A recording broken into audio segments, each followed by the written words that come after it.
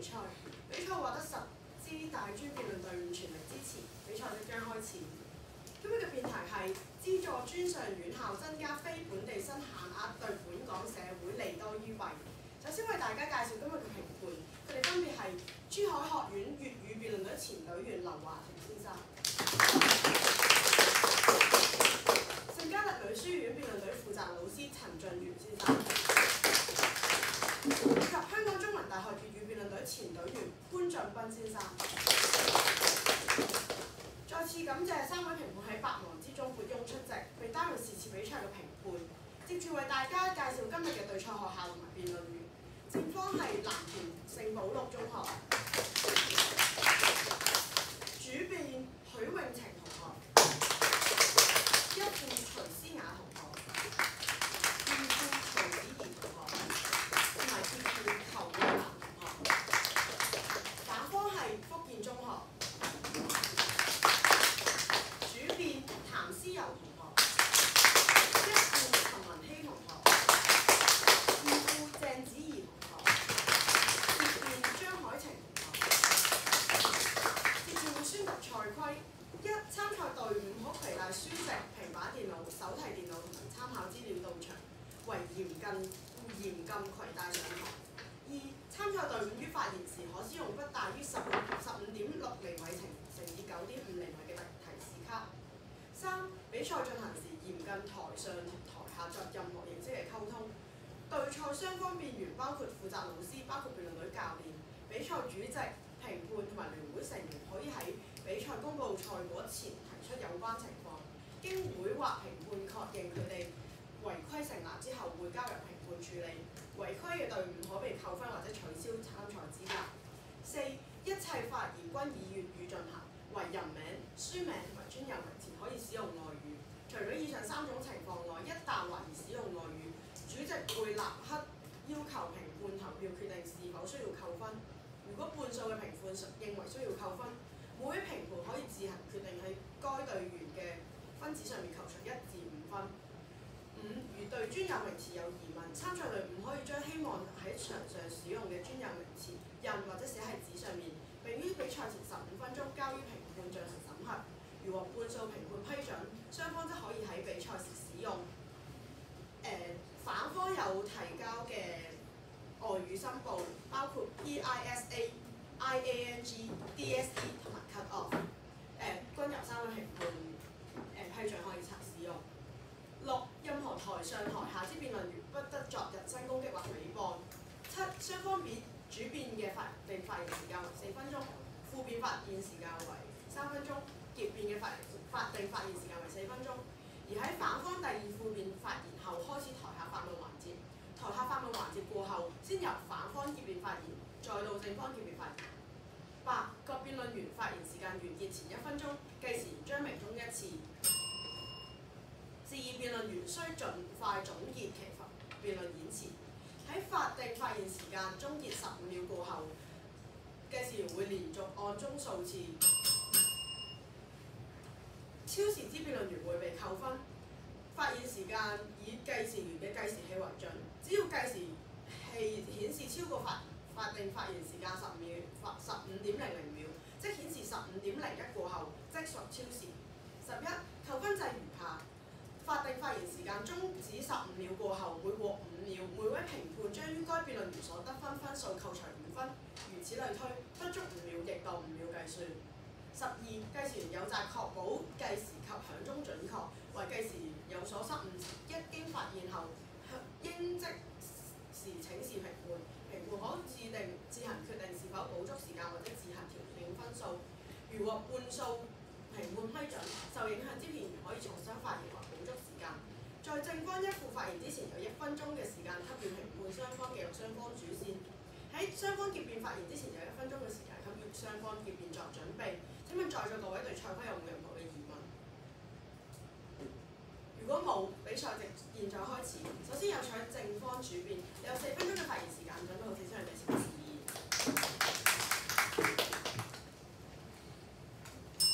主席、評判、在座各位大家好。2023年，政府為將香港發展成為國際專上教育樞紐，將香港教育推向國際化，於是就決定要向吸引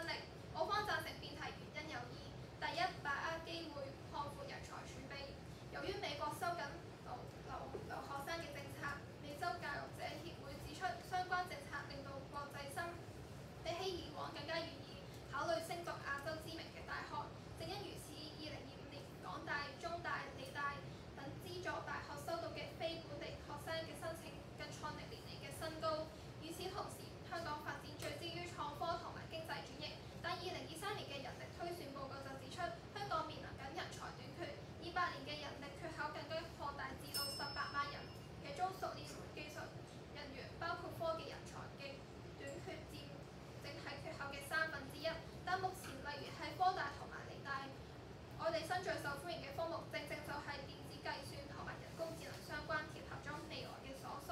而且院校都指出，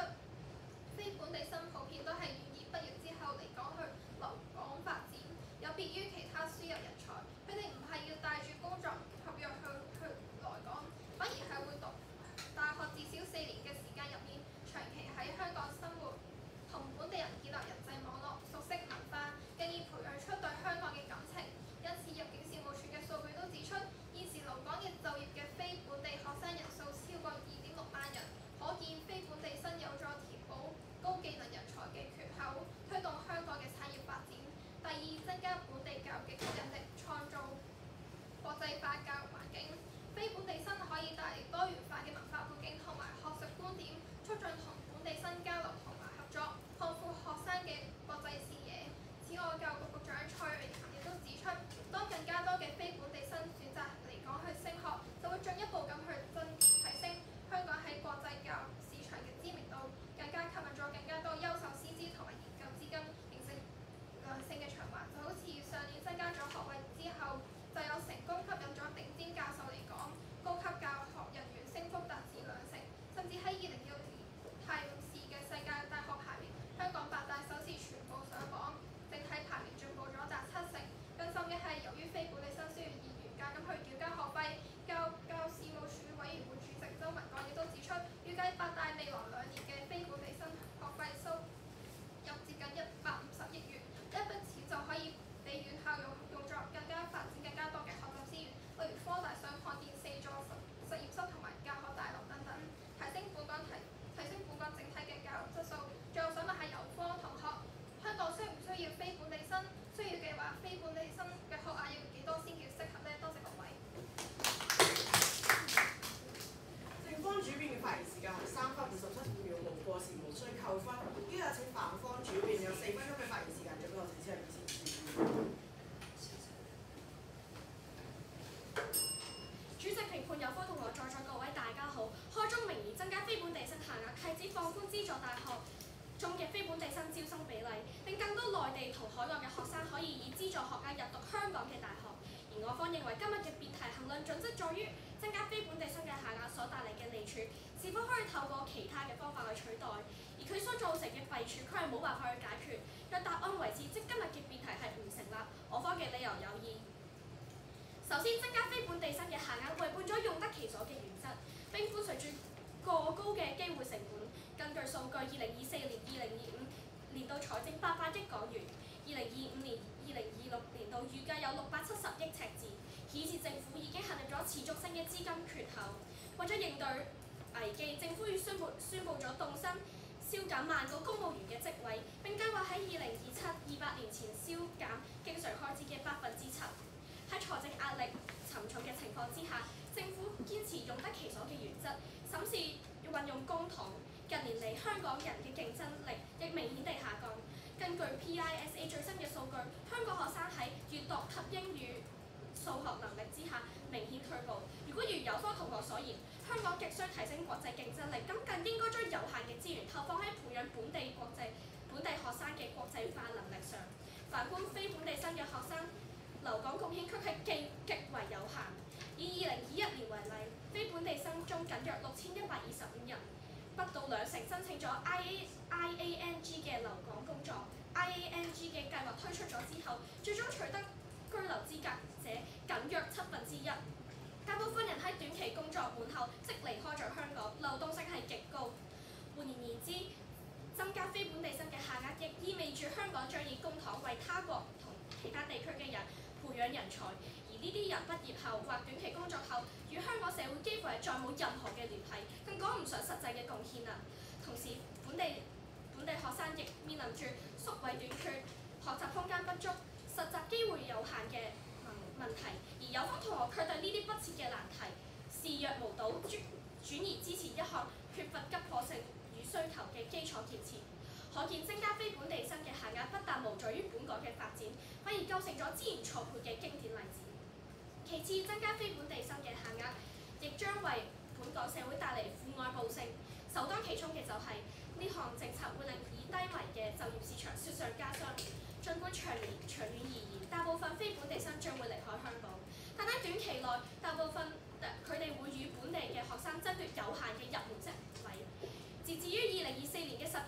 全港私營部門空缺僅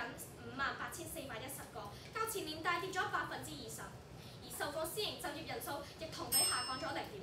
而整體坑位亦明顯地縮水。再加上人工智能嘅普及，各行各業嘅用人需求亦進一步下降。若以此背景之下，增加咗非本地生嘅下架，咁本地生喺尋找第一份工作時，將會陷入更激烈、更不利嘅競爭。咁甚至乎部分嚟自非發達國家嘅年輕人為咗留港，願意接受更低於市場價嘅薪酬，進一步壓低咗起薪，並擾亂咗勞動市場。可見增加非本地生嘅下壓將會產生明顯而深遠嘅負外部影響。綜上，我方堅持認為今日嘅辯題係不成立。多謝大家。立方主辯嘅發言時間為3分33秒，冇過程無需扣分。依家1分鐘嘅時間給予評判記錄雙方主線。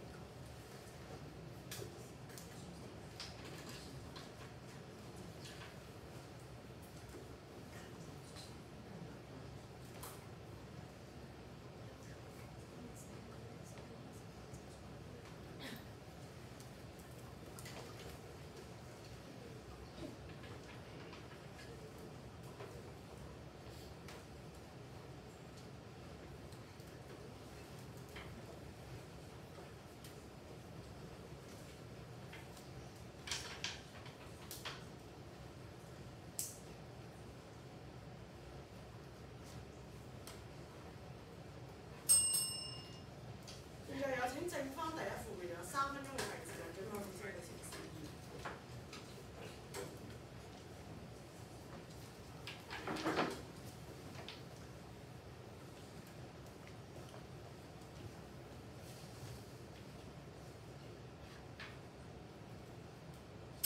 主席、評判、在座各位大家好，所以我方問你究竟係需要定唔需要非本地生？有方就話需要啦，但係另一方面又覺得競爭大咗就係弊大於利。其實按照有方嘅邏輯，但凡有一個非本地生，競爭都必然係大咗。喺有方嘅眼中，非本地生根本就係一個都唔應該存在。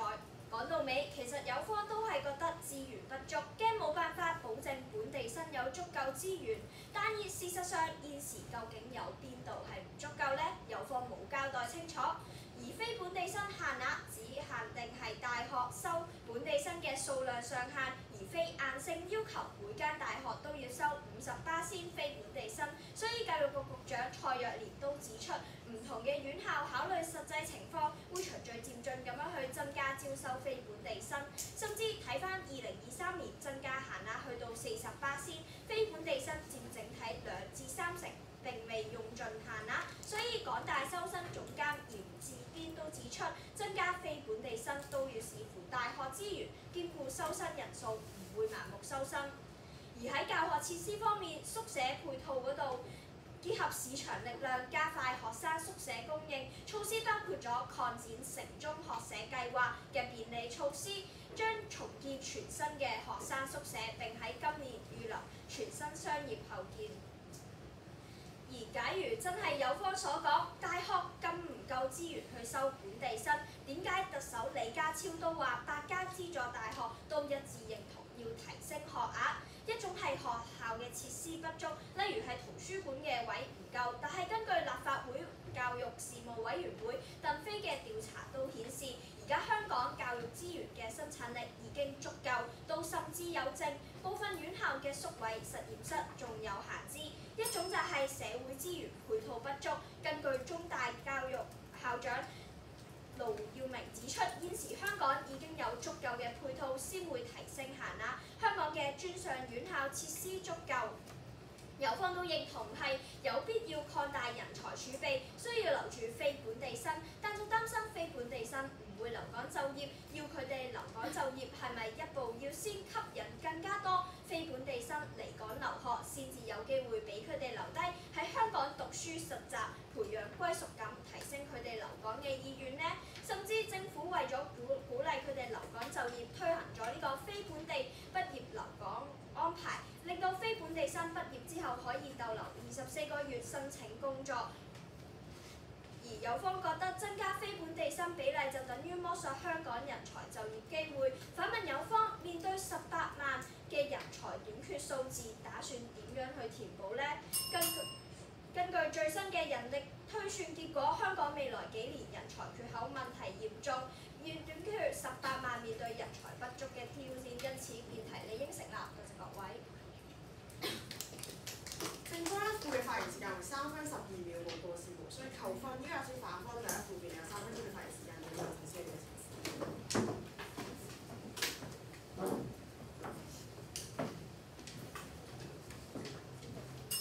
主席、評判有方同埋在座各位大家好，回應翻有方主辯嘅問題啦。我哋的確係需要非本地生，但係唔需要增加。我方認為資助專上院校增加非本地生嘅限額，對本港社會而言係弊大於利。主要認為係經濟環境差同埋政府財赤之下，2025至26年度預計財赤嘅數字為670億元。主要嘅納稅人同機會本身就係想用喺香港嘅學生身上。政府資助嘅目的就係為咗培養或者吸引人才。每人每年最高嘅資助金額係等於佢要交嘅學費，即係93,130蚊港元。雖然政府的確吸引到非本地生嚟香港讀書，但佢哋讀完之後機會全部都冇留喺香港。呢啲納稅人就好似喺幫緊外國人培養人才咁，日後入到工作環境仲要同嚟自唔同國家嘅人爭取競爭。更甚者有非本地生嘅人讀完書之後去咗其他地方工作，所任職嘅公司日後仲可能同香港展開競爭。咁樣睇嚟，香港同養咗一隻白眼狼有咩分別呢？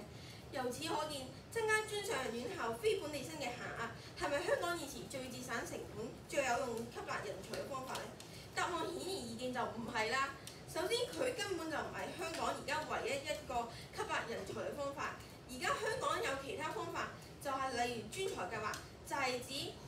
喺吸引尖端科技嘅專業人才嚟講，首3年2028至2020年嘅時候，共配咗1萬嘅人次，年齡介乎於18至40歲，同埋或者係現時嘅優才計劃啦。呢啲都係香港吸納人才嘅方法，甚至佢哋呢啲係現成嘅人才，培養嘅成本較低。但係而家有方同我哋講嘅就係為咗培養吸納更加多嘅人才多元化，我哋需要花更多一筆錢由頭開始培養佢哋，完全唔符合經濟效益咯。甚至我方主編啱啱都講咗啦，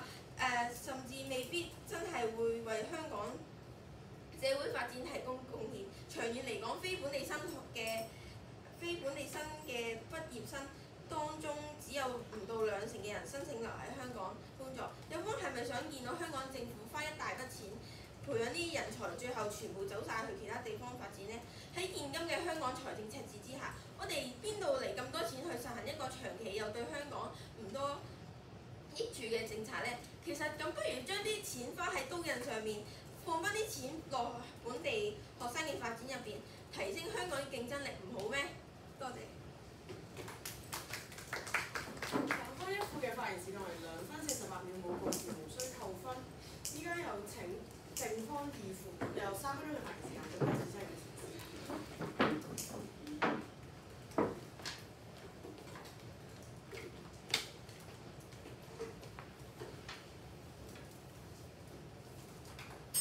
主席、評判處各位啦，好，二副位置先總結前場。咁我今日已經承認咗，今日人才輸入係重要。但係我今日就話啦，今日而家政府咧有800億嘅赤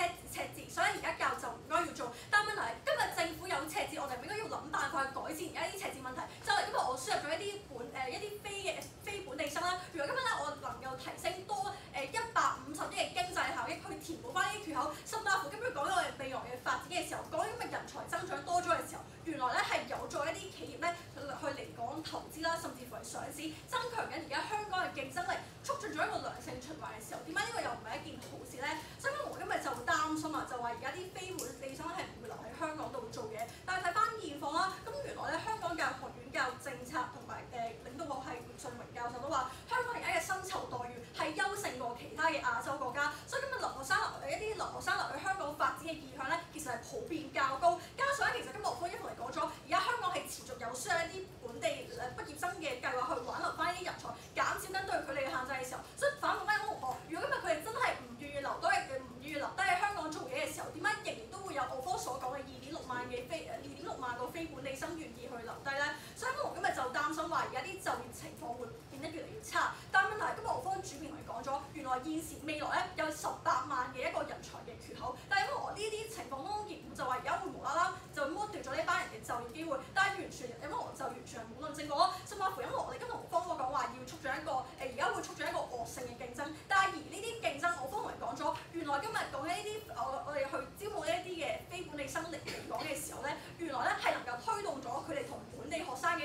際上面嘅交流，提升咗佢對唔同文化嘅認知，幫助到佢哋去接受嘅一啲同佢哋認知以外嘅事情。呢一點咧，加拿大學者阿 Jane Lev 都同意。所以問點解呢個反而係唔係促進咗一個良性嘅競爭，幫助到我哋本地嘅學生去進步咧？所以我第二咧就好擔心話而家啲資源配套會有不足。但係一同你講咗啦，即使我而家加咗限額之後咧，都唔代表大學要用上嘛。所以咪中大咧，見到中大咧仍然係維持限額喺23個巴仙去確保翻而家嘅資源充足，甚至乎啊，咁啊政府唔係話冇提供過其他嘅措施啊嘛。今日見到喺住宿方面，原來咧政府係注資咗103億去建立咗一個宿舍嘅發展基金，提供咗1.4萬個學位。再睇一啲設施方面啦，原來港大咧將佢哋原有一個蒲飛路嘅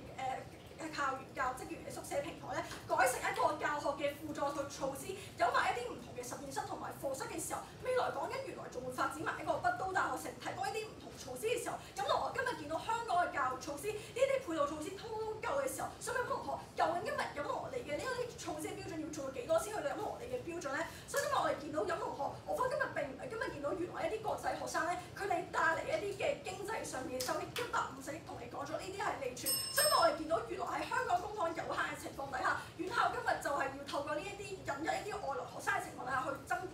增長佢哋嘅收支嘅時候，點解又唔係利處咧？多謝各位。關二副嘅發言時間為3分10秒，冇過時無需扣分。依家請反方第二副辯有3分鐘嘅發言時間，總共淨需1個小時。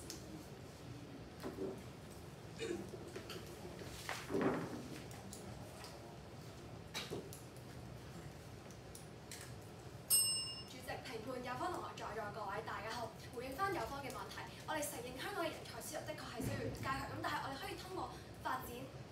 本港學生或者係使用其他計劃，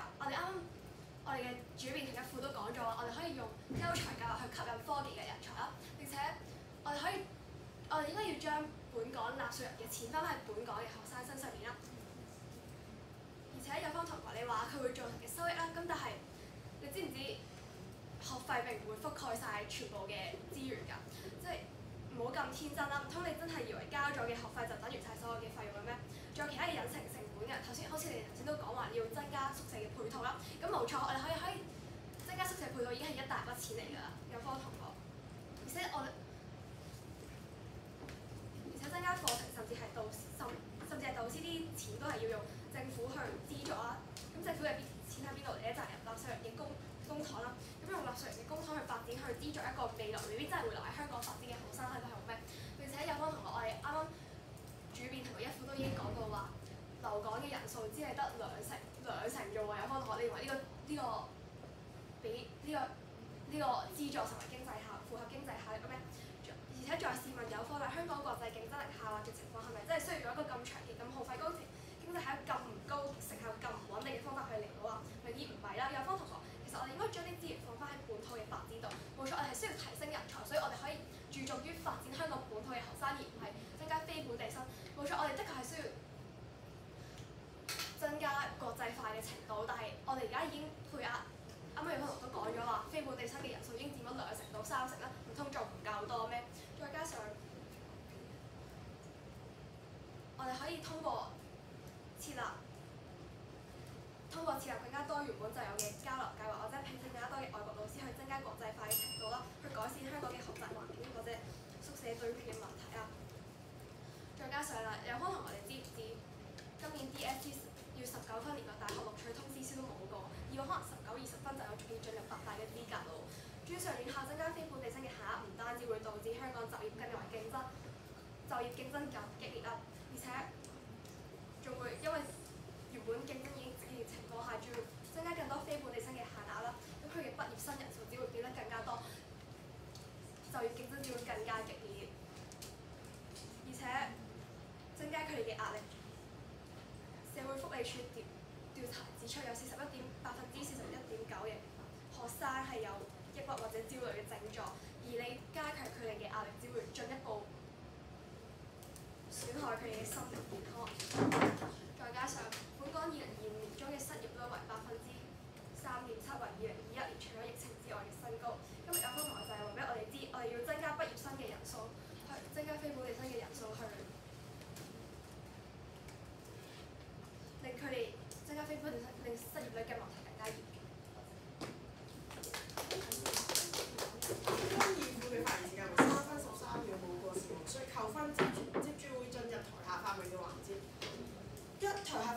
須由該場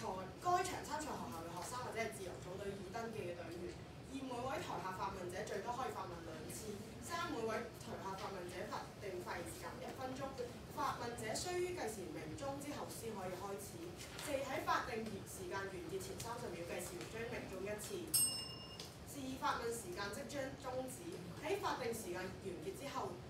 計時會連續按鐘2下。示意發問者必須立即停止發問，如果唔停止，主席將會立即終止其發問。5. 任何一方喺1分鐘內未能派出代表作台下發問，當自動棄權論。除該隊損失15分外，對方可全取該次台下發問嘅答辯分共30分。6. 台下發問者須於1分鐘內提出問題，如果冇提出，主席雙方台下或者台上或者台下辯員均可提出抗議。如過半數評判認為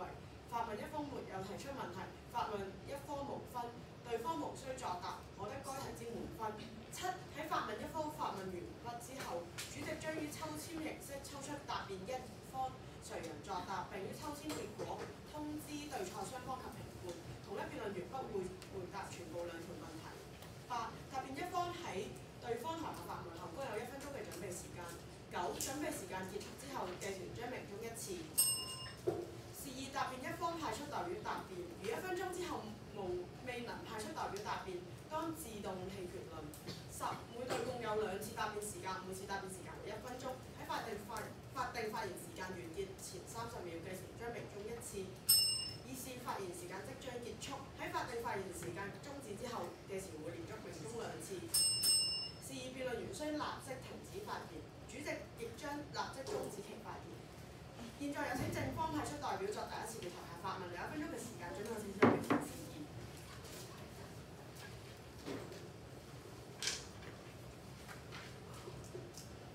在座各位大家好，今日有方不斷強調啲人畢業就唔會留喺香港，但論證嘅數據得1份，就係話 IANG 申請留港嘅人數好少，但有方冇睇清楚資料。IANG 嘅申請資格係而家已經完成咗學士學位或者更高學歷嘅非本地學生，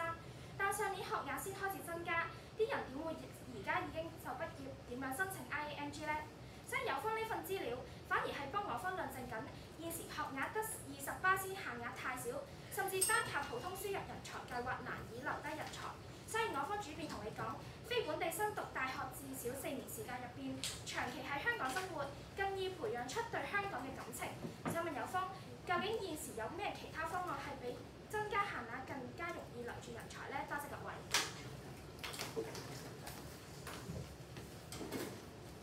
是次答辯需由反方主辯回應，有1分鐘嘅時間準備。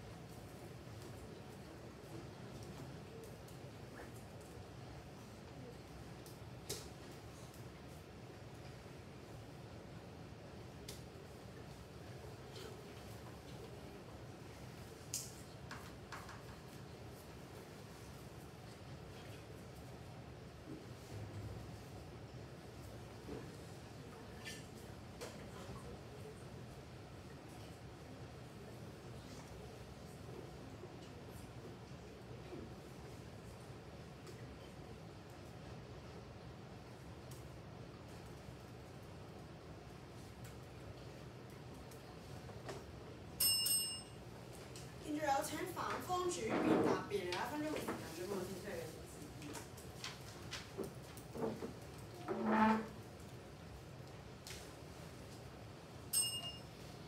我方已經多次提及咗專才計劃，可以吸引到尖端嘅科技同埋人才嚟到港。首年已經喺2028年到2020年共配對咗1萬人次，年齡層約18歲至40歲，而我哋應該要將我哋緊要嘅資源放翻喺本地身上。咁我哋咁樣亦算一種培養優才嘅計劃。咁點解咁樣又唔算培養人才嘅計劃呢？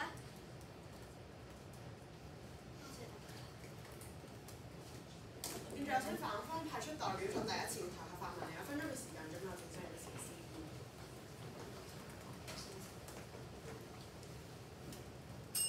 在座各位大家好，而家正方講咗一個美好嘅烏托邦啦，但係其實無視咗殘酷嘅現實咯。而家正方假定大部分嘅非本地生會留港，但係其實非本地生留港嘅概率係唔高嘅。香港嘅生活成本高昂啊，就業競爭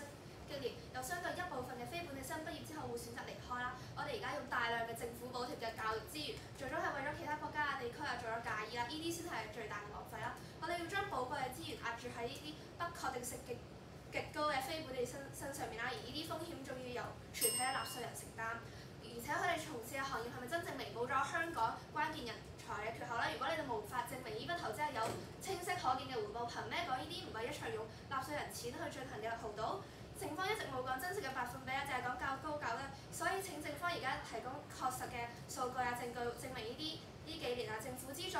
非本地生畢業之後留港率有幾多，證明呢筆投資係有清晰可見嘅回報。多謝。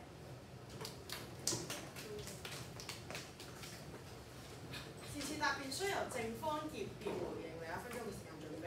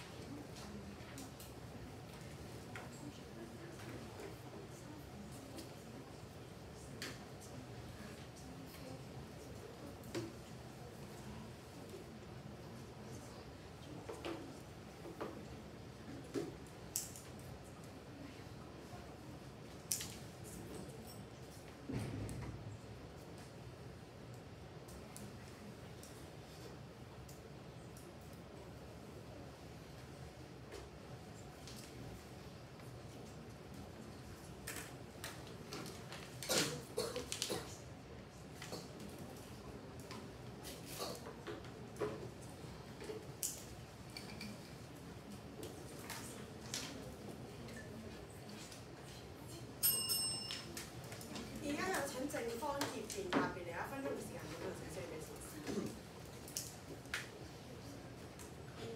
首先多謝有方嘅問題，但其實有方前面根本冇聽到我哋講嘢。我方已經同你講咗，有2.6萬個非本地生係願意留喺香港。有方首先冇聽到，而其次，我方主辯喺前場亦講過，現時間畢業生喺其他行業已經有1/3人係投身咗喺科技行業，而推動創科發展。由於創科係現時最需要嘅缺口人才，而另外有方亦提到咗其他優才計劃，但想問有方點解而家優才計劃同我方嘅人口增加學額唔可以同時發展呢？而再者啦，有方有其他嘅儲備，但係我方同你講咗話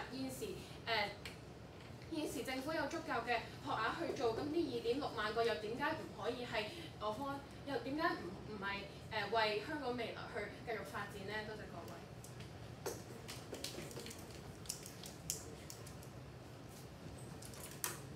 依家有請正方提出代表作第2次嘅台下發問，1分鐘嘅時間，準備正式嘅實施。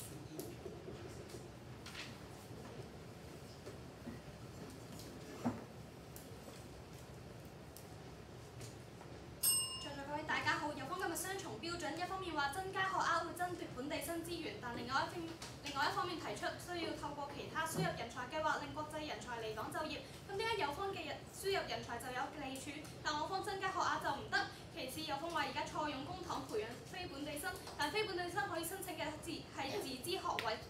一名香港本地生嘅學費水平係4.2萬，而非本地生就要16萬到21.8萬等。當所有非本地生都係自己繳交學費，承擔翻香港讀書所需嘅資源，政府冇資助佢哋嘅時候，何來浪費公帑？甚至主編都同你講咗，學額增加之後，非本地生嘅學費收入接近150億元，呢筆錢咪正正可以俾院校用作發展更多學習資源。有方唔增加限額，院校冇資源，又點樣做到你哋主編所講嘅培養本地學生國際化呢？多謝。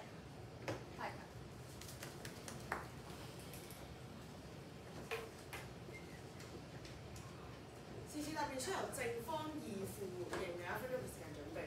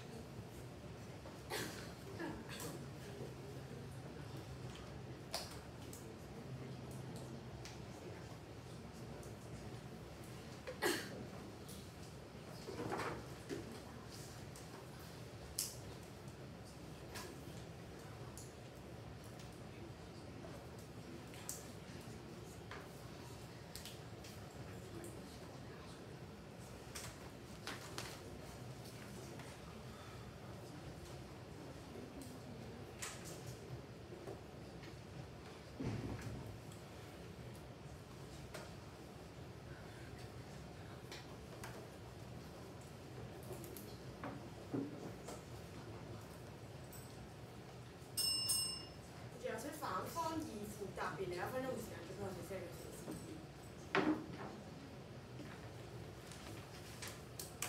好啦，今日有方同學話我哋雙重標準，但係專才計劃、優才計劃吸納嘅係直接現成嘅人才，而唔係需要從頭開始培育嘅人才啦。咁既然你哋今日都話到要人才短缺，咁我哋直接有現成嘅人才唔使做，後尾我哋仲要唔使等佢哋讀書呢個時間喎。而且你哋今日仲有講到話，佢哋支付嘅，你哋認為佢哋非本地學生支付嘅學費係已經比本地學生多啦。咁你哋真係認為佢哋可以覆蓋到佢哋嘅支出咩？同埋如果你真係俾咗佢哋支出，咁呢條件係仲成唔成立喎？因為佢係政府資助喎。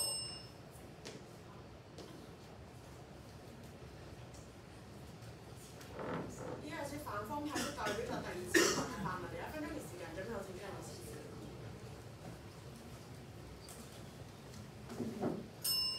在座各位大家好，我依家企喺反方嘅立場，反對香港政府繼續推行非本地學生嚟港嘅政策。首先，我想問一問政方，你哋覺得非本地學生嘅湧入會唔會對本地學生嘅就業機會造成威脅？隨住非本地學生帶嚟嘅國際視野同專業知識，令佢哋嘅求職時候會唔會佔優勢，令本地學生面對更多競爭？再者，政方知唔知道香港嘅主要行業嘅就業市場本身就已經處於飽和嘅狀態？非本地畢業生會唔會增加本地學生嘅就業壓力呢？呢種競爭係咪真係可以為本地學生帶嚟積極影響，定係會導致佢哋嘅就業率下降？我哋必須認真考慮呢個政策會唔會對本地學生嘅未來造成負面影響，進一步加劇青年失業嘅問題。多謝大家。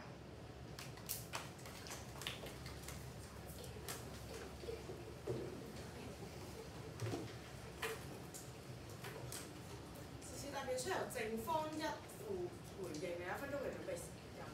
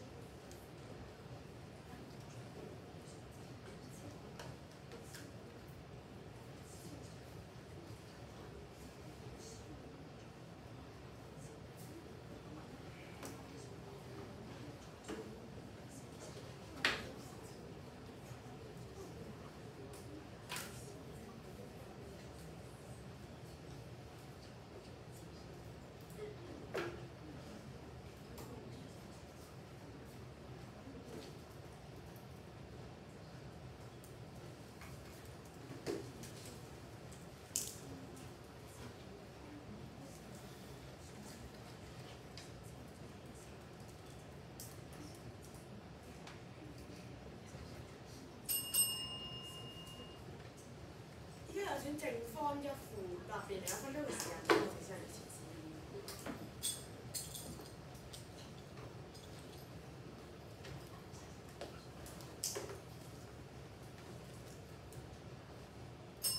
在座各位大家好，首先多謝有方同學嘅提問。首先有方同學需要同我哋講翻飽和嘅數字係幾多？人才短缺而家有18萬，咁唔增加呢啲數量，要我哋呢個社會應該要點樣做先可以平等翻呢？難怪2025年世界人才排名指出，香港增加呢個數量躍升至全球嘅第4，並超越咗新加坡嘅位置，亞洲第1喎。咁我哋睇到嘅就係呢個方面咁樣對社會方面就業機會係上升咗，咁點解仲會剝削咗香港人才就業機會呢？所以反問翻有方，面對呢18萬嘅人才短缺數字，你哋係諗住點樣去填補翻啊？多謝各位。台下發問環節結束，因為1分鐘嘅時間給予雙方作總結準備。唔好意思啊，佢最尾可以問問題，即係佢答問題，或者可以回答你嘅問題，最尾反問。我所知就冇呢個行緊。哦，OK。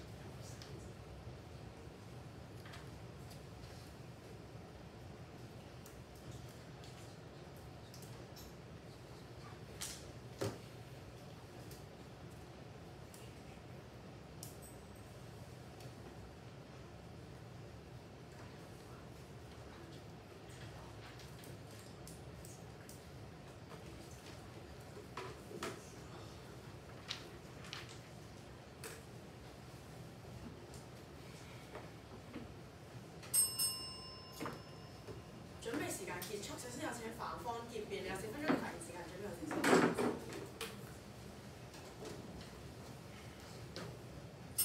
正所謂畢業即失業，各位想唔想喺未來面對咁樣嘅困境呢？我同有科同學都身為香港嘅中學生，喺未來都要考 DSE， 但當非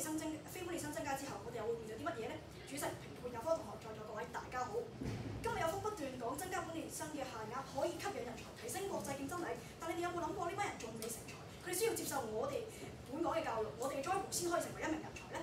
我哋香港本身已經有專才優才計劃，點解唔直接將啲錢放喺招攬人才身上呢？有科完全冇回應過。同時，專才優才計劃佢哋宣傳度不足，如果將啲錢投放喺呢個位，咁係咪可以吸引更多海外嘅人才嚟到香港呢？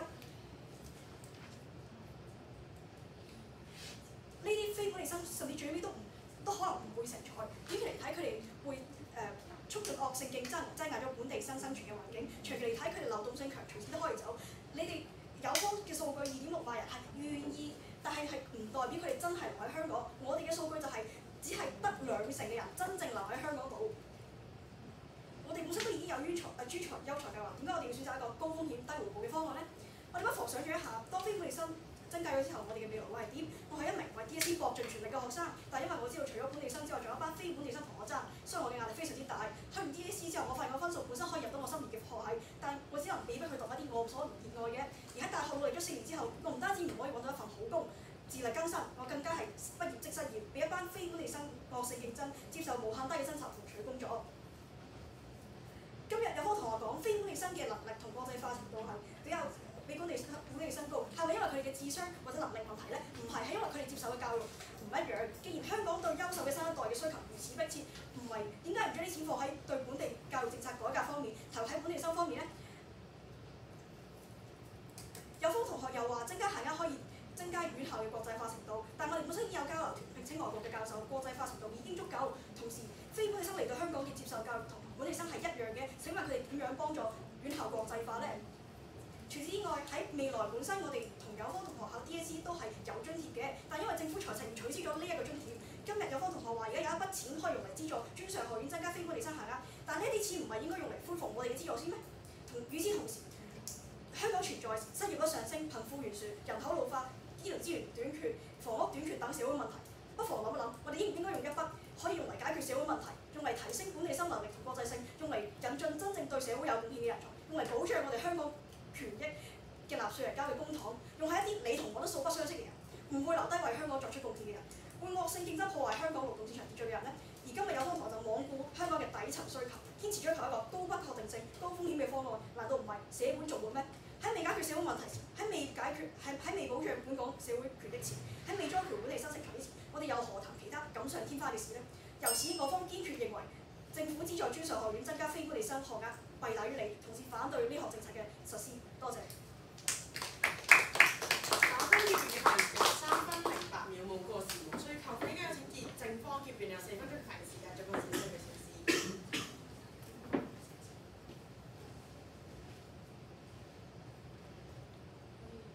主席、評判在各位，大家好。嚟到結辯，我哋不妨從香港高等教育嘅演變入手，回顧兩次重要嘅學制改革以及全球趨勢，從區域性教育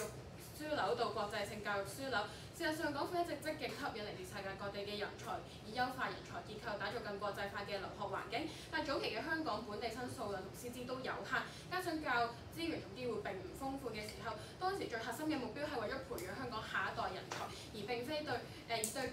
非本地生嘅依賴相對較低，而8大院校就基本維持約18%嘅非本地生學額，而若然要增加學額、拓展配套，對當時嘅香港嚟講根本係難以達成。而直到2008年金融海嘯之後，金融產業地位大不如前，乃至全世界嘅政府都反思要着力發展創科企業，香港經濟要進入轉型期，推動創科科技成為主要要務，而因此亦出現咗專業人才缺口，對非本地生嘅需求大增，從而引入各地人才，增加人才儲備。而加上國際生嘅流動性增加，各國開始對國際生門檻放寬，香港亦首次增加非本地生學額從18%提升1倍至20%。而相較於現今，當年嘅大學資源並唔足夠容納更多嘅國際學生，所以而且唔少學院嘅發展土地已經飽和，所以當年嘅目標係將香港打造成為區域教育樞紐，將範圍集中喺亞太地區。而而但隨住科技同埋商業環境變化、疫情嘅結束、各行業嘅復甦，乃至全球近年全球經濟下降，影響住香港金融、貿易行業等，導致相關行業人才流動性增加，加上出生率下降，再次引發咗香港嘅缺人現象。而28%嘅非本地生學額已經唔足以應付，香港更加依賴於國際生，為嘅係維持國際化地位，以及更多嘅以及經濟活力，進一步吸引唔同背景嘅學生，為教育體系注入更多文化同埋創新思維，亦為金融體系同埋市場帶嚟更多國際化嘅人才同埋競爭力。所以港府先會因此因應大環境嘅需求，推出各種搶人計劃，從而促進經濟社會發展，大幅增加非本地生限額，亦只不過係其中之一。在各位現今已經不同往日，政府推出咗更多新便利措施，有足夠嘅資源配套、資金撥款、土地資源等去投放喺教育領域，進一步推行咗現行機制，引入非本地生係完善香港成為國際教育樞紐。所以從24年起，非本地生嘅下先會再經歷改變，被調高至1倍到40%，再到26年再被調高到50%。可見今日嘅決定從來都唔係一夜之事，從來都係循序漸進咁樣慢慢增加，為嘅係適應不斷變化嘅社會要求。而宏觀全球人才稀缺係人才係全球稀缺嘅戰略資源，特別係3年疫情導致工作人口嚴重流失，工作崗位空缺嘅情況上升，全世界都加入咗搶人才大戰。呢場戰爭背後係因為當今世局從人口紅利到人才紅利嘅轉變趨勢，同時反映住各國城市嘅競爭嘅急迫性。所以今日我方從來都唔係為咗要盲目賺錢，但係香港公帑有限，所以每筆消費都要精打細算。而邁向計劃係呢個計劃係完善咗教育體系，透過徵收原有嘅學費，學院就可以發展各式各樣嘅活動，例如係資助學生參與海外交流、增加校園設施等等，甚至係幫學生喺香港有更好嘅未來。所以今日香港從來都唔應該落後於人，唔應該好似有方咁一句話覺得非本地生佔用資源，因為短期嘅資源問題就固步自封，就任由人才流失，令香港喺全球競爭入面慢慢衰落。多謝各位。當結語發言時間為4分鐘，冇過時無需扣分。經過一番爭辯，被出過一段落，將會給予評論時間評分。另外，有關階段嘅評分提醒評判需要根據全場表演，包括台下發問給予階段評分。表現最佳者可得 A 得4分，次者 B 得3分，如此類推。第5至第8名則為0分，不能給予同分。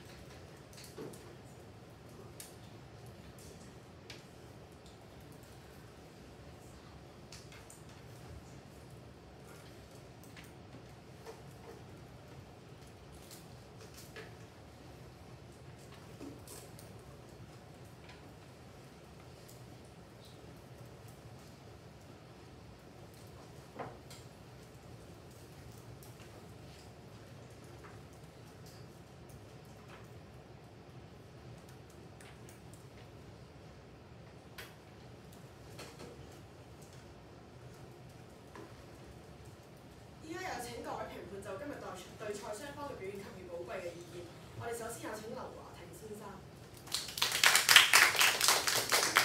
大家好啦，好抱歉喺度再次講聲對唔住，今朝去錯咗學校，所以搞到遲咗。咁去翻今日個重點啦，講一講雙方嘅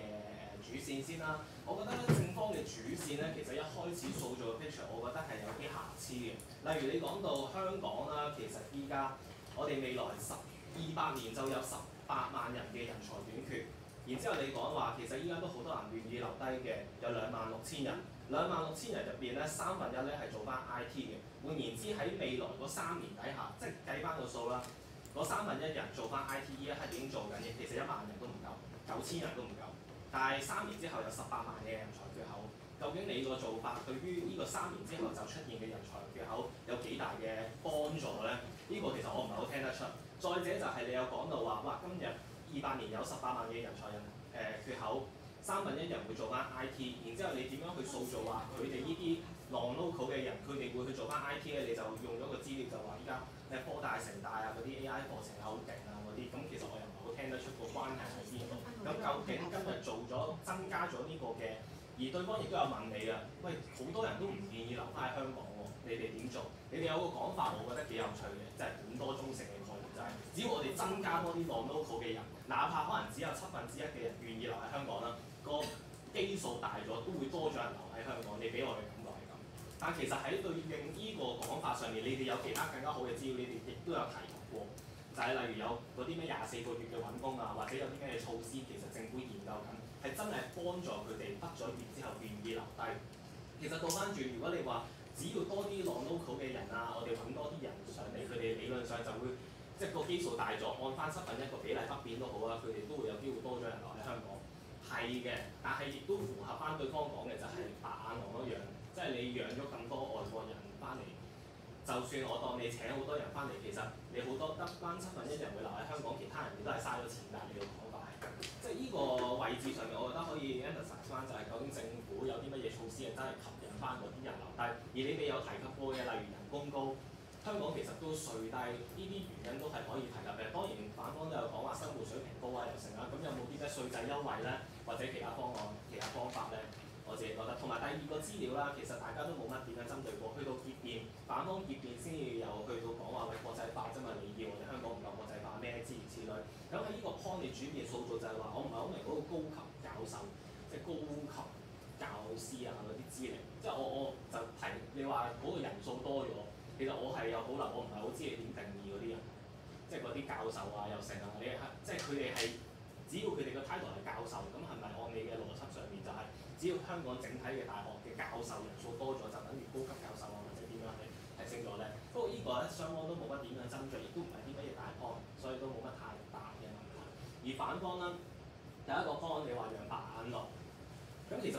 本地生都會去外國就業㗎喎，咁嗰啲係咪又係白眼狼咧？你哋又要點做咧？咁其實按你哋個出發點，你哋最想嘅就係每一分每一毫資助完個學生佢會留喺香港嘅話，咁其實個重點唔在於嗰個人係本地生定係外地生，因為佢哋總會有人會離開香港。會唔會其實你哋嘅方案係激進啲嘅捆綁式嘅，就係你受得我政府資助嘅，你就要喺翻香港做幾多年嘢？其實會好似聽落會比較貼合，而事實上亦都有嘅，例如香港嘅醫科新人，佢畢業之後一定要做2年係公立醫院。其實呢種嘅做法先至比較符合你想解決嘅問題，就係啲人受完資助之後離開。而呢個 point 咧，去到後場咧，其實正方去到自由辯論先至帶出，即係好明確咁話俾我聽，其實嗰啲人佢嗰啲學位係唔受政府資助嘅。即係呢個位置上面，雖然你前場講到有150億，但係我理解唔到，可能係佢哋我本身以為就係啲 non-local 受完資助都會要交150億嘅學費。原來唔係喎，我頭先再睇，好似就真係嗰啲，就算哪怕係資助嘅大學 ConU 也好，佢有啲位置係俾 non-local 嗰啲學位嘅學費係全數俾喎。去到結辯亦都好有明確咁樣講，就係佢原價去收取。咁其實呢個 point 應該明確啲咁喺前場話俾我聽，其實就好對應到反方所講嘅，就係養白眼狼呢個概念。即係我覺得，同埋再者150億有補充少少資料，呢個只係學費啫。但係其實佢哋帶嚟嘅經濟效益有更加大、更加長遠嘅。例如就係講緊，我之前有睇過份報告啦，每一個非本地學生咧，佢哋嘅為香港喺學費以外會帶嚟每人30萬港元嘅一個收入嘅，即係衣食住行啊、揾地方租啊又成。咁其實呢啲都係一個潛在嘅一個收益，係可以應對到反方所講嘅一個財赤。而反方其實你講到有好多數字對方同嚟講150億。咁香港財赤就真係唔差過150億，即係150億對比起香港個結構性財赤，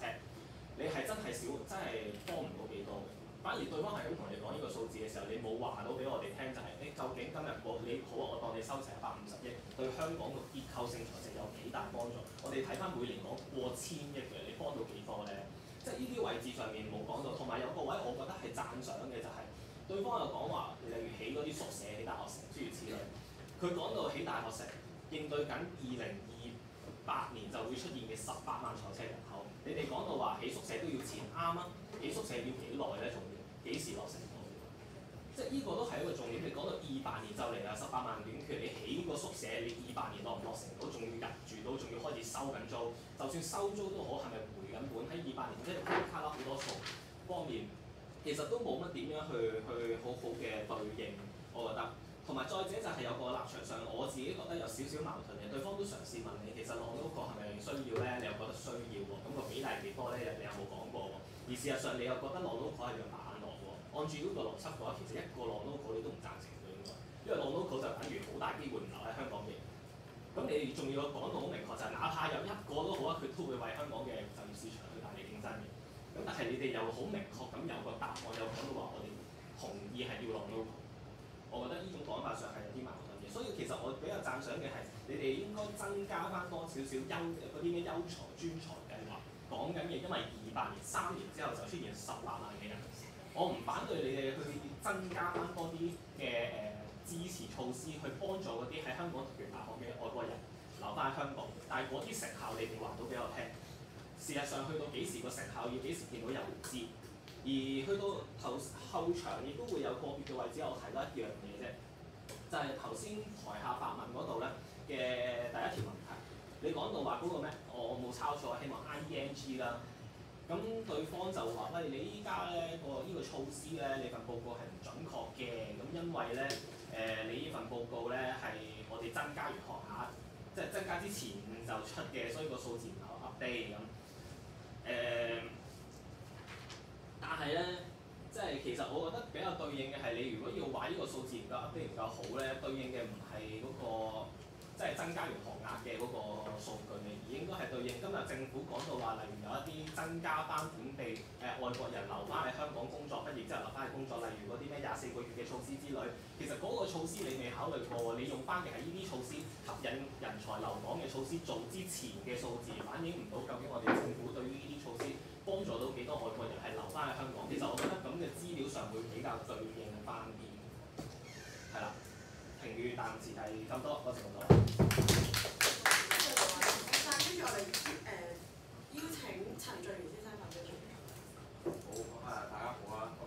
即係啱啱個評都講咗好多啦。咁我略略講下我嘅呢少少嘅意見啦。今場咧，我覺得即係相信大家都好即係努力咁準備呢場比賽啦。咁但係咧，即係我都同啱啱佢所講，我覺得兩邊咧都有啲瑕疵嘅。所以我覺得今場即係致勝嘅關鍵咧，係在於邊一邊佢可以令到我有少啲嘅疑問喺你哋無論係專線結構同打過對手嘅方面上面，邊一邊有更少嘅疑問咧，咁就邊一邊贏。咁我哋即係先講正方啦。咁正方今日開出嚟嘅 picture 咧，即係正如啱啱陳副所講啦，就係一個即係問題好嚴峻，但係解決方案似乎未如理想。咁你講到話人力缺口即係18萬咁樣，但係你個方案又可以點樣幫助到呢18萬缺口咧？因為即使我哋拋離任何數據都好啦，我哋齋從邏輯去推論啦。你講話有呢班非本地生限額咧，因為你係直頭畫咗個等號㗎嘛，就係、有呢個非本地生有呢個人力缺口，有非本地生就可以解決問題啦。但係咁個問題就係你啲非本地生難道佢哋即係啱啱評論所講，就係佢哋喺香港真係會做你嗰啲你嘅人力佢有關 AI 真係做 AI 嘅嘢咩？即係坦白地説，喺我讀書嘅時候，我都有非本地生啦。我係教中文嘅，咁我讀中文嘅，我身邊90%嘅可能都係非本地生，全部都係大陸人喺度讀書嘅。咁嗰啲人佢哋唔會做 AI 嘅喎，佢讀文科㗎嘛。咁呢一啲就係即係你點樣佢同你今日所想針對嘅問題完全唔相關嘅。咁呢班人對你嘅幫助有幾大咧？呢個第一點。第二點就係在於，咁既然你唔係所有人都係做 AI 㗎，你其實你自己都識講嘅，因為咁呢個唔係正正係反方所講嘅嘢，就係令到就業市場更加競爭激烈咩？但係你又話唔會有嗰個問題喎，但係你又冇解釋到，呢個係第三個疑問。咁而最後一個疑問，你話2.6萬人願意留喺香港啦，但係實際上正如即係反方問你嘅，咁呢個有百分比係幾多？咁我今日同你講話，有26萬人願意留喺香港啊，但係其實我哋養緊2000幾萬個白眼狼嘅咁樣，咁你個資源都係一樣錯配緊㗎。咁所以相比起數字百分比就會更加具說服力，但係可惜，因為我覺得政府都係冇解釋清楚。而有一點我覺得更加大嘅一個立場問題，政府同樣都係冇解釋到，不過反方就冇針對呢樣嘢啦。就一方面咧，政府話唔係嘅，你話競爭好激烈，唔係嘅，因為我哋依家都未用晒啲閒額，都唔需要用晒啲閒額。咁你未用晒嘅時候，點解我哋需要增加佢咧？呢一點係政方由頭到尾都冇解釋過，而我覺得呢樣嘢係一個必須要解釋清楚，就係、既然你都識講啦，即係非本地生依家都係用到2-3成啫，咁我有咩？依家我哋4成下啊嘛，點解要加到5成咧？呢一點係我覺得需要解釋嘅。而最後就係、今日正方仲有一個好搞笑，即係好有趣嘅論，即係都唔算論點咧，推論過程就係話，就係一就可以培養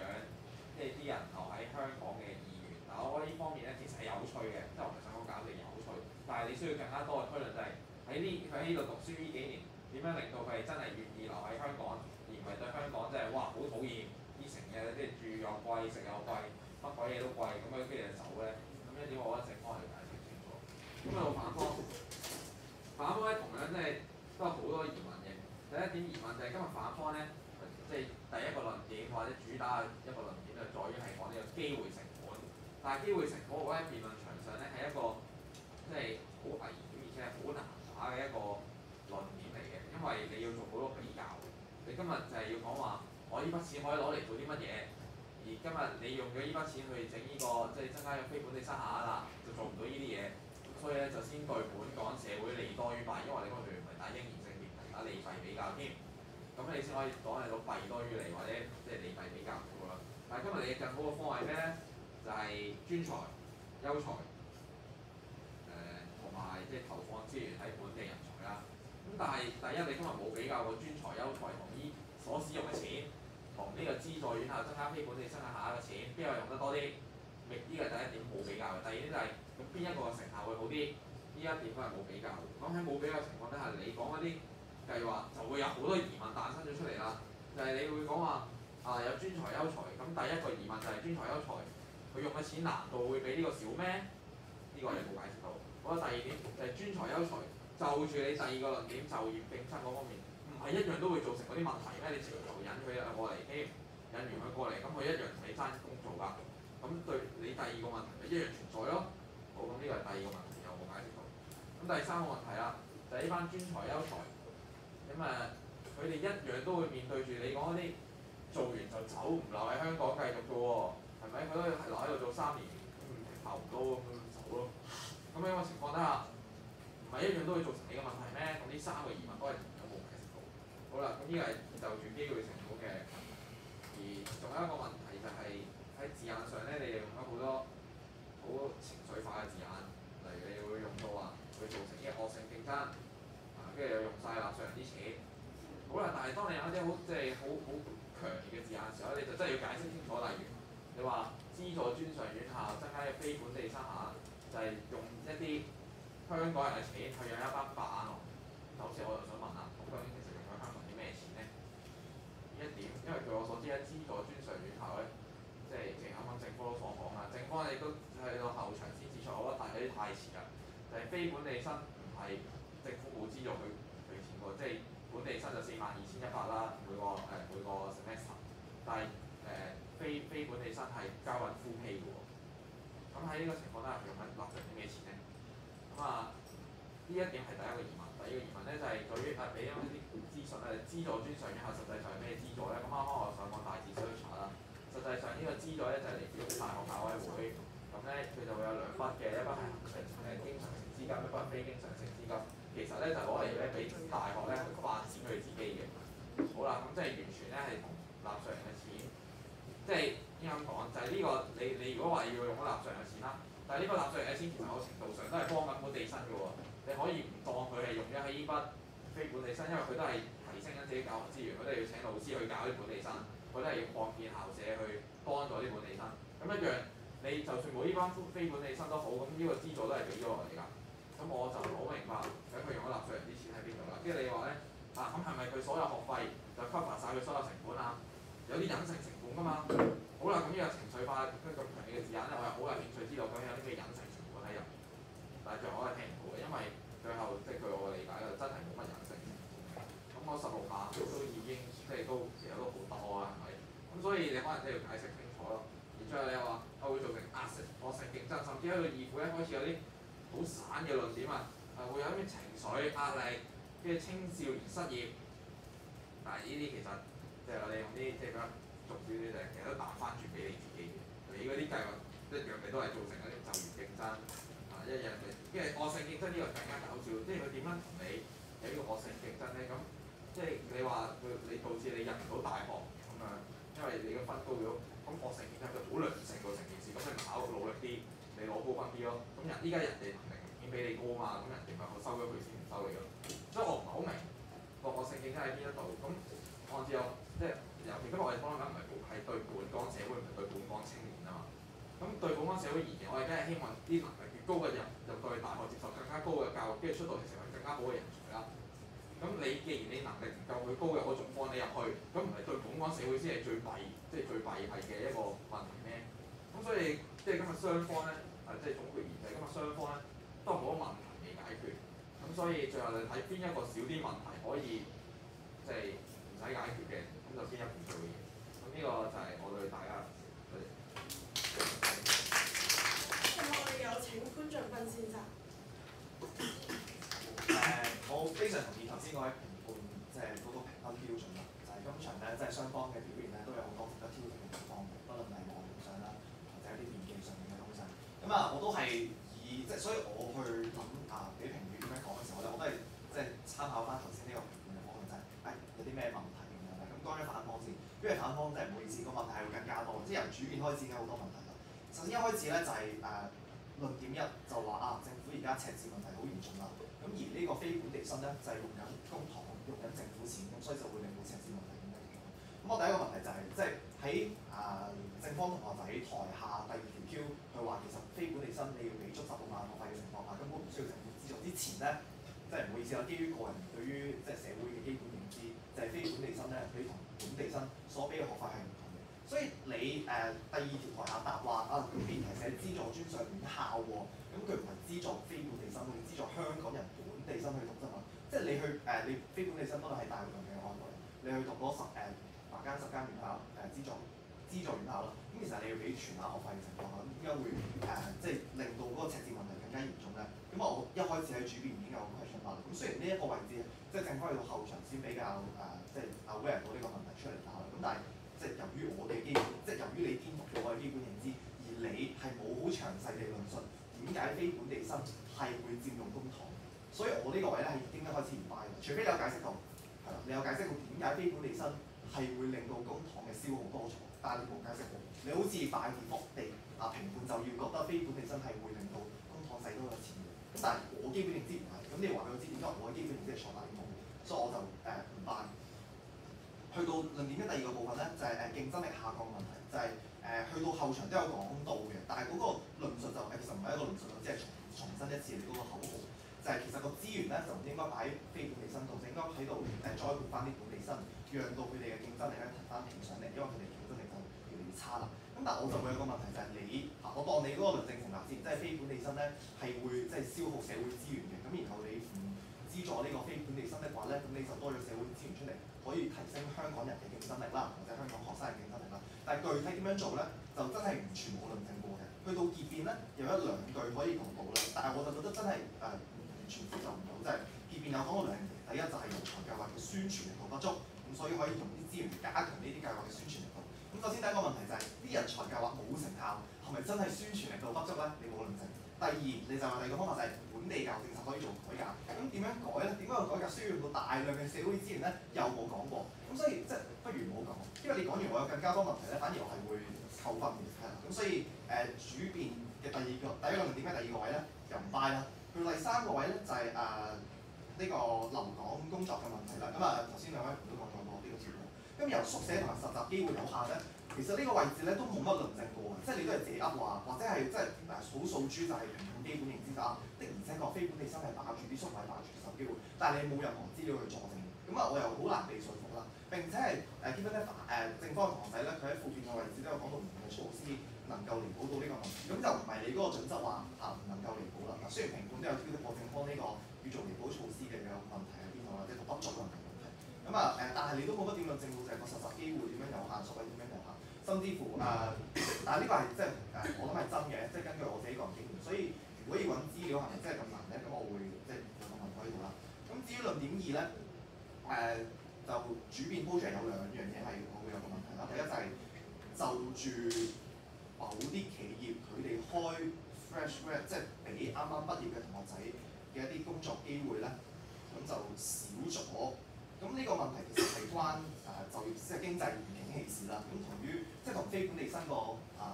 即係限額有冇太大關係啦？咁你就話會導致惡性競爭，但係其實你係冇乜點論證過惡性競爭，即係你有少少快跌方，就係覺得聽眾要接受你嗰套其實有少少本土主義嘅論述啦，就係、政府一定要保障本地人就業先。咁但係評判頭先上位都有講過就係、其實你可以從一個角度去諗，就係、如果我今日嘅目標係即係個 BJ 係本港社會嚟多啲費，咁我理應就係諗我用啲咩人，即係我係一間公司，我即係呢個社會呢個政府，我個勞動市場面有啲咩人對於本港社會係最好咧？咁就唔係用多啲香港人就最好，或者比較好，而係用多啲叻嘅人咁咯。咁所以問題就係、你要講惡性競爭，但係你冇論證過點解惡性啦。咁而我私人企業，不論或者政府部門，我去揀人嘅時候，我去請人嘅時候，咁我請叻啲嗰個同學仔，雖然佢唔係香港人，佢唔係本地生，但係有啲咩問題咧？係冇論證過。固然你可以講到有問題，咁你咪從你嗰套本土主義嘅論述去講咯。但係你完全冇講過。OK，咁點解我請非本地生有問題？點解香港人要同呢啲比較叻嘅非本地生競爭，對於香港社會嘅發展係有問題咧？都係冇論證過。OK，然後又係有少少自爆另一個位咧喺論點二，就係你話有一啲嚟自比較落後少少國家嚟到嘅人嚟到香港讀書，然後佢畢咗業啦，佢就會願意接受一個低於勞動市場平均薪酬嘅水平去即係去做你嗰份工啦。簡單嚟講，即係做爛屎。咁首先第一冇料，第二我就諗啦，到底呢啲 case 係咪真係適用於而家？譬如會請大學生，咁我都係一啲私人企業或者即係對於你嗰個職位嘅學歷咁能力有翻咁大要求嘅職位，咁嗰啲係咪真係會咁容易俾你做爛屎？話你開個價幾低，跟住我就會請你咧？咁唔係噶嘛，咁我都係睇能力做人，即係我係做 HR，我請人嘅時候，我唔使幫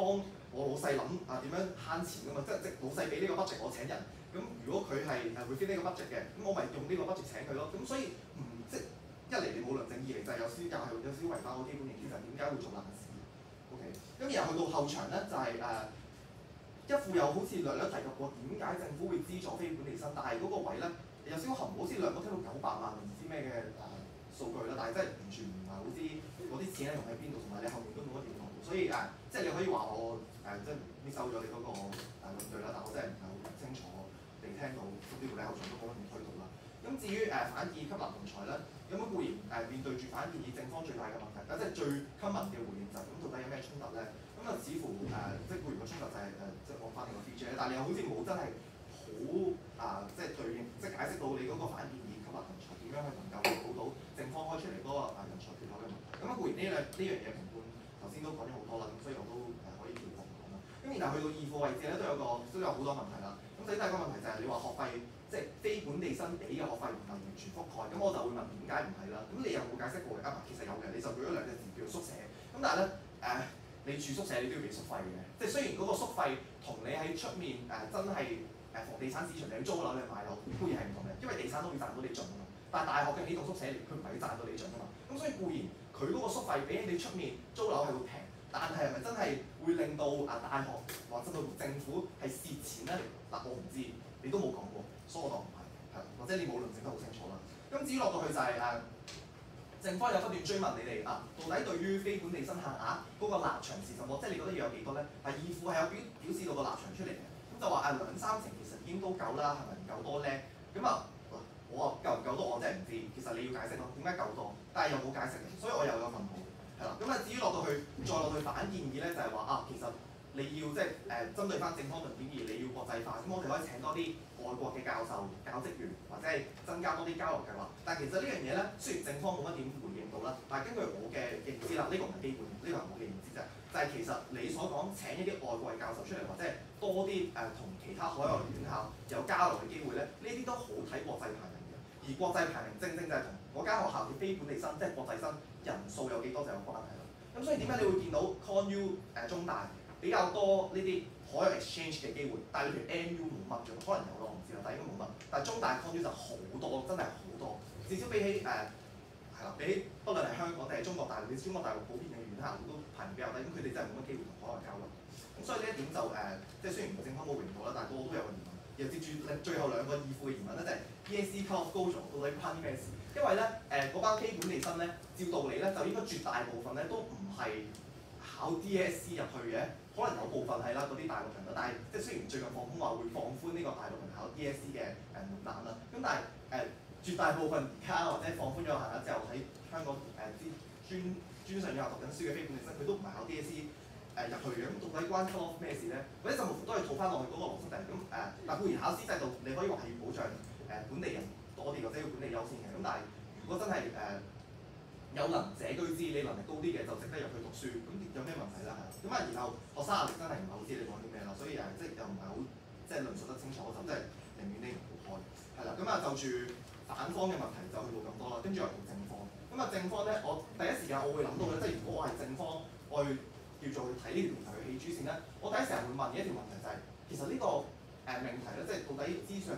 資助專上院校個本地生非本地生限額要有幾多咧？其實喺外國社會係好少討論嘅，尤其是如果你要揾翻啲同香港嗰個發展程度相若啲大城市，其實真係啲人係唔會嘈呢樣嘢。咁點解唯獨是香港人即係嘈冤巴閉咧？就係、其實嚟嚟去去都係同中港矛盾有關啫。咁所以其實我覺得正方可以套一個立場咧，就係、其實就係你知你台下第二條嘅立場，即係第二條問嘅問題嘅嗰個立場啦。就係、非本地生佢哋嚟香港讀書咧，係唔會佔用任何社會資源。嗱，變相咗，即使你嗰啲利處，即係評判雖然有抽證，就係話你嗰啲對於人才儲備，即係你論點咩嘅利處，可能條數未必計得好清楚，或者冇你講到咁多。但係如果佢哋嚟香港讀書唔係套用社會資源，咁多咗一個人才儲備，咁都係利多於弊咯。咁所以你可以即係你剔呢個立場嘅時候，你就會舒服啲啦。即係如果你能夠清楚地 present 到第二條台下嘅問題，即係第二條台下嘅立場就係、其實非本地生係唔會用社會資源嘅，咁所以佢冇個弊係零。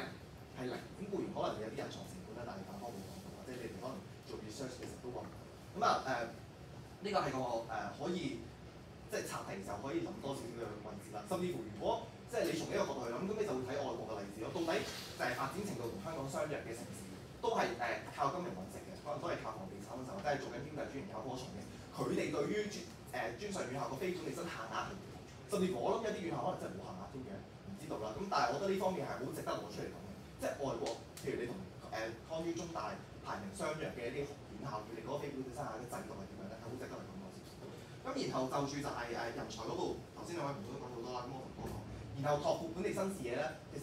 即係值得論述更多嘅，即係你都好 look 就係咁你都要有即係去到義父又講到一個即係與惡性競爭就咁，你有同外國人交流嘅機會，嗰啲係惡性競爭咧。但係其實又冇乜好豐富地論證到呢樣嘢嘅。咁固然我都明白係好難有資料去佐證話點樣拓闊視野嘅，或者我最直接諗到咧，即係呢個其實係反方要挑戰反方嘅位置啦，就係、其實要打嘅，即係因為你最直接諗到呢個100萬嘅問題，大家知唔知道全香港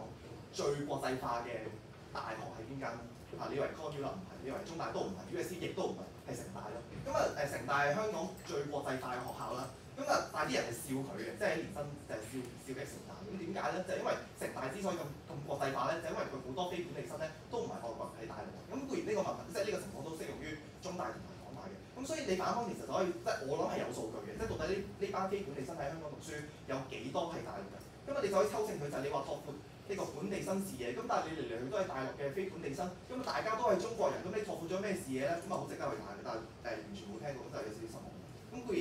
可能我唔知啊，你做過資料搜集，但係呢個位唔打得，咁都可能真係有咁嘅情況。咁然後去到正方後場咧，都有啲位置係冇乜論述嘅，例如義父開頭有講過話即係你去嘗試反駁對方赤字嘅問題。咁除咗評判頭先你有講過150億嘅額外學費咧，呢個講話會吸引外國投資。但係呢樣嘢咧就係冇乜論述嘅，就真係開咗個圖出嚟就今日外國投資，具體嘅論述論據是怎樣咧，又係冇乜講過。咁然後嗰、即係薪酬待遇令到啲人更加願意留港咧，其實都會有個盲點啦，就係、其實反方台下都有 point out 到嘅，咁個生活成本問題咧，或者個工作環境咧，即係你個工時好長嘅，工作環境好壓抑嘅，咁你薪酬再高，生活成本再低咁都冇用啦。雖然香港生活成本係好高啦，咁所以呢個位置我都覺得有少少唔係好論證到嘅。咁至於即係正方嘅台下，我覺得可以第一條咧拆料係冇話，即係頭先評判都有講話未必拆得好好啦。但係我覺得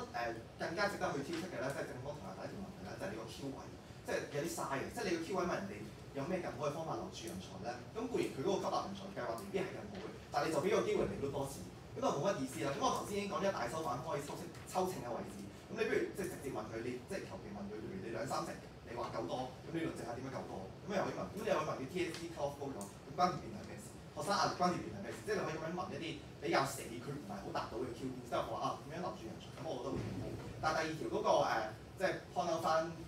本地生學費同埋非本地生學費有唔同嘅，我覺得係一個幾好嘅提醒嚟嘅，即係都要雖然冇非電學，但係對於台上面嗱，咁我嘅評語就嚟到呢度，辛苦晒你。評判嘅寶貴意見，以後會為大家宣佈賽果。第7屆全港中學學界辯論比賽初賽，今日嘅辯題係資助專上院校增加非本地生限額，對本港社會利多於弊。由正方藍田聖保祿中學對反方福建中學。亦請為大家宣佈本場賽事嘅最佳辯論員。最佳辯論員為正方主辯許永晴同學。今個賽果將以票數分正負，比賽結果為3-0，由正方藍田聖保祿中學勝出。比賽正式結束，感謝大家。